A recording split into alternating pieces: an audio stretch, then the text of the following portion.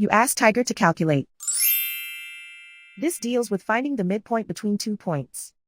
The midpoint between the 2 points is 34.5, negative 67.5. Let's solve it step by step. Plot the 2 points and calculate the midpoint using the formula. The coordinates of point 1 are, x1 equals 74, y1 equals negative 69.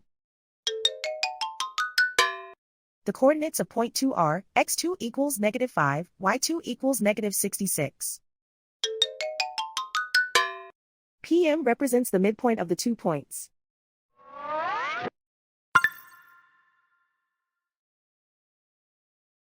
Use the x values in the midpoint formula to find the midpoints x.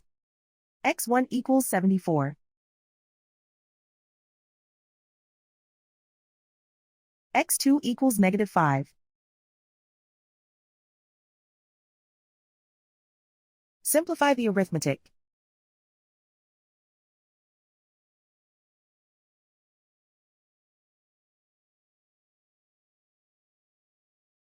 Use the y values in the midpoint formula to find the midpoints y. y1 equals negative 69. y2 equals negative 66. Simplify the arithmetic.